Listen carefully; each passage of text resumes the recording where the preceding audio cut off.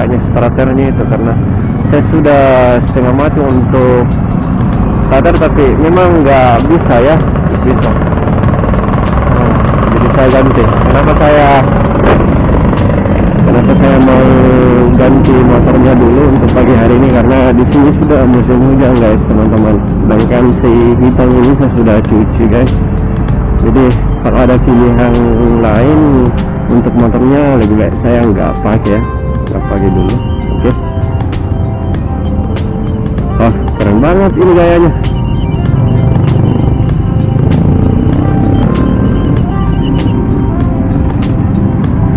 Oke, jadi syukur alhamdulillah kita panjatkan kehadirat Allah Subhanahu wa taala karena atas segala limpahan rahmat dan taufiknya, sehingga pada kesempatan yang berbahagia ini kita masih bisa sama-sama diberikan kesehatan oleh Allah Subhanahu wa taala. Salawat serta salam tak lupa kita kirimkan kepada junjungan Nabi Allah Muhammad sallallahu alaihi wasallam.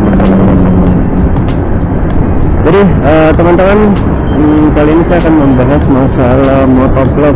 Jadi hal ini yang biasa teman-teman yang mau memulai namanya motovlog ya jadi pertanyaan, apa sih motovlog? Sama halnya ketika saya mau memulai ya, memulai tentang bikin video tentang motovlog, saya mencari beberapa referensi atau contoh dari senior motovlog. Jadi kali ini saya akan membagikan sedikit apa yang saya ketahui. Jadi teman-teman, motovlog sendiri itu adalah satu genre video di YouTube yang biasa teman-teman dan senior lakukan, yang sebagian besar merekam aktivitas di jalan, tapi lebih utama dia memakai namanya motor ya, kendaraan roda 2, bukan sepeda ya guys, motor. Kalau mungkin pakai sepeda apa namanya ya, tapi nggak pernah sih saya dengar kalau pakai sepeda. Karena kalau motovlog namanya guys. Jadi motovlog itu adalah kegiatan kegiatan mengabadikan momen-momen perjalanan ya guys, semua momen perjalanan yang ada depan kita. Jadi kita rekam semuanya sambil kita ngobrol, berbicara, memberikan edukasi, memberikan informasi kepada teman-teman hayalat yang melihatnya guys. Jadi kalau menurut gua motovlog itu seperti itu guys. Jadi kegiatan untuk merekam semua hal-hal yang terjadi di jalan guys ya, yang tentunya patut untuk dipublikasikan. Jadi hal-hal yang sifatnya nggak patut, jangan jangan di upload seperti itu guys. Jadi motovlog sendiri itu apa yang digunakan, alat-alat yang digunakan apa saja. Yang pastinya yang pertama yaitu kamera, tentunya kamera. Jadi kamera sekarang ini yang berjenis GoPro ya, yang berjenis kamera action guys. Jadi yang bentuknya relatif kecil, yang mudah untuk dibawa, yang tidak terlalu berat guys ya. Karena kenapa? Kebanyakan kita simpan di helm ya guys, untuk merekam aktivitas. Bahkan kalau ada yang lebih dari teman-teman, ada yang simpan juga di bagian sini guys. Kebetulan saya tidak pakai saat ini, saya cuma pakai standnya dulu. Terus yang di sini juga teman-teman tergantung ya, mau pakai dan rekam aktivitas yang mana. Tapi lebih karenanya sih kalau misalkan kita pakai untuk kamera depan juga, untuk melihat secara langsung aktivitas yang berada di belakang kita juga, seperti mungkin ada pesawat lewat di belakang kita atau mungkin ada kendaraan besar yang mau mendahului kita, namun kita terlalu konsentrasi untuk membawa kendaraan sehingga kita tidak melihatnya. Oke, jadi yang pertama itu masalah kamera. Terus yang kedua tentunya adalah alat perekam suara.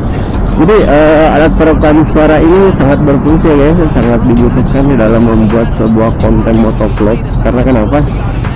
Di samping banyak pendapat yang mengatakan walaupun videonya gambarnya nggak terlalu jelas namun suaranya tetap oke dan jernih, penonton itu insya Allah suka ya dengan video kita. Namun ketika kebalik, di mana video jernih namun suara nggak jelas, aduh, biasanya penonton nggak tahu apa yang kita bicarakan ya guys. Jadi itu fungsi utamanya. Namun dari kebanyakan teman-teman, karena kalau misalkan untuk budget yang lebih di atas lebih tinggi, biasanya sudah dibekali dengan namanya mic yang yang include dengan kameranya secara langsung. Contoh yang sedang saya pakai saat ini sudah include dengan kameranya tersendiri untuk alat perekam suaranya.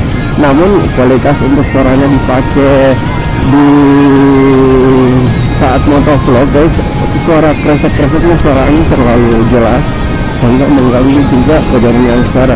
Jadi kalau misalkan seperti itu, saat ini saya sedang pakai alat perekam suara modif ya. Jadi saya sudah modifikasi untuk alat perekam suara ini. Untuk alat perekamnya saya sudah modifikasi, dan tutorialnya sendiri saya sudah lihat juga di beberapa konten motovlog yang lain. Jadi kalau misalkan teman-teman pengen tahu juga seperti apa, nanti saya di komen aja guys ya, nanti saya jelaskan di bawah komennya teman-teman. Oke, jadi tadi yang kedua adalah kamera, yang ketiga adalah alat perekam suara. Jadi yang tadi adalah pertama adalah kamera tersendiri, yang kedua alat perekam suara, dan yang ketiga tentunya adalah motor guys ya. Jadi ini motor adalah kebutuhan utama dalam motovlog. Karena apa? Kalau misalkan kita motor tidak pakai, namanya bisa motovlog guys ya, seperti itu. Jadi hal utama yang juga dibutuhkan di dalam membuat konten motovlog menurut saya adalah helm ya guys. Karena kenapa? Helm. Karena kenapa? Kalau menurut saya helm yang paling cocok untuk membuat motovlog itu adalah helm full face guys ya. Karena saya juga pernah pakai namanya ini helm yang enggak full face. Kelihatannya itu ini ya, terlalu kelihatan sekali bahwasanya kita bawa kamera di helm kita. Kenapa? Karena biasanya kalau misalkan kamera yang nggak full face, kalau nggak di samping kita simpang, ya di atas seperti itu guys. Jadi kelihatan sekali sama orang guys ya. Jadi ini cuma mungkin menyangkut masalah kepribadian masing-masing sih.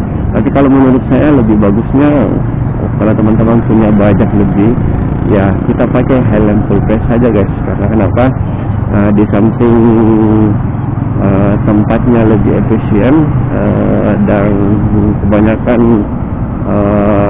jadi dan fungsi utamanya kalau misalnya helm full face menurut saya adalah jadi angin yang masuk di dalam helm kita yang untuk suara itu terfilter guys. Jadi suaranya lumayan jernih ya teman-teman.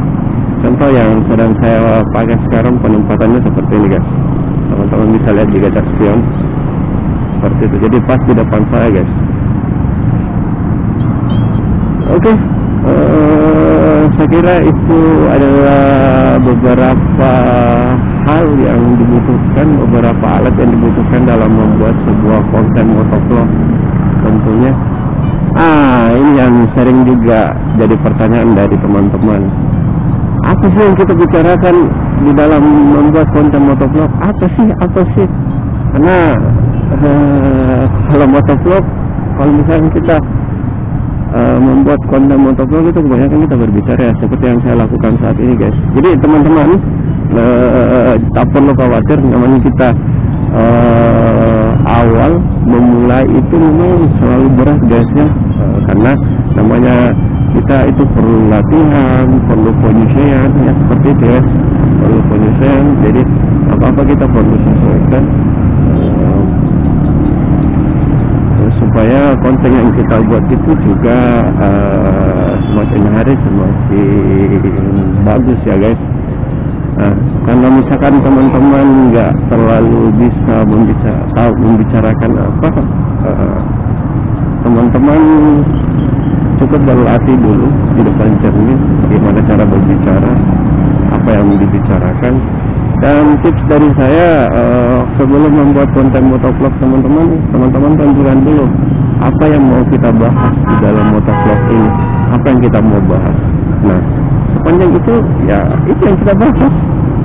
Sama hanya dengan yang saya lakukan saat ini cuma sebagai contoh ya guys, saya tidak sombong guys, saya cuma berbagi tips untuk teman-teman yang baru memulai terjun di dunia motovlog.